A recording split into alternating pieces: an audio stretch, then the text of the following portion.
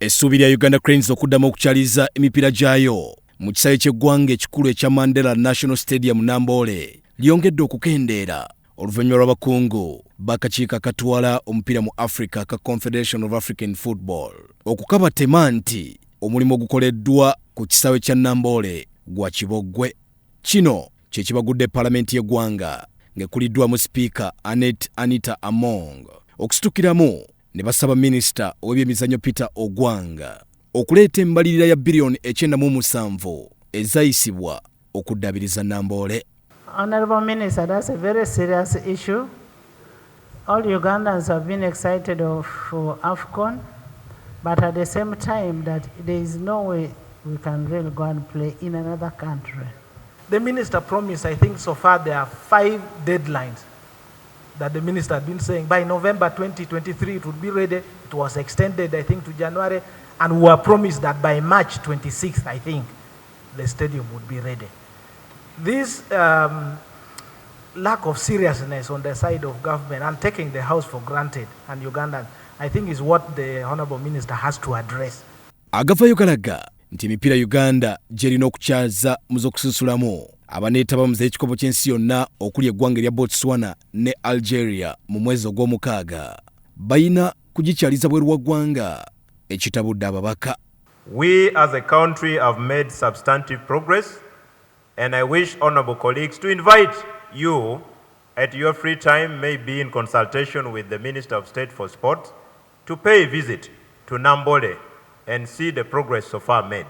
Now that the inspectors have said we are not ready, you are now replacing them with MPs because you are issuing an invitation to a matter that is specific, that the inspector said we are not ready. You are saying, no, you MPs, you come and visit. So the clarification I am seeking from you is whether if the MPs by their own eyes, naked eyes, say the stadium is okay, we can do away with the inspectors. That's the clarification I am seeking. Twakyogererawo nti Namboole akisooka baba contract abantu abatasaanye.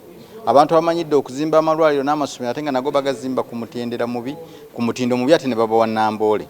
Kize kyeyoleka lwatu nga Minisita agamba gw'omukaaga ejja kuba redde n'etaba, n'agamba mu November katugenda kuba redde n'etaba, n'addamu mu March agenda kuba redde n'ataba. Nenvayo nenkyogerako, n'adda ne ku Twitter n'anziramu nga alaga obutali bumativu bwe nze okubuzaabuza eggwanga. Katulina emipiira gya AFCON mu gw'omukaaga, nkakasa nga Namboole tagenda kuba redde. Mu mboozi yaffe ne Minisita Ogwanga agamba Ministry of Finance yakabawa biliyoni 8 zokka era balinze babawe biliyoni 17 ezibulayo olw'omulimu gutambule. Out of the 97 billion, the amount of money which has so far been released for the renovation of the project or of the stadium is 80 billion. And of the 80 billion, I also want to confirm that the UPDF has undertaken works worth that amount of money. For that matter, we did ask for additional financing for purposes of completing the stadium. Tekinaba kuggwa okutuuka ku mutindo gw'okuzanyiramu omupiira kubanga waliwo ebikyabulako ate ng'ebibulako byetaaga okumaliriza. So paka nga bimaliriziddwa kijja kuba kizibu okubanga tusambiramu omupiira mu kisaawe. Si binene nnyo naye ate birina okumalirizibwa. Engineering Brigade bakoze omulimu munene era mbawa credit wembeera wonna mu mirimu gye bakoze. Naye omulimu ogw'okuzimba ekisaawe ky'omupiira ekiri international mulimu obukwakulizo bungi nti bwetaaga obukugu oba obumanyirivu nti ekintu kino wali okikozeeko, which is not the case ku side ya Engineering Brigade.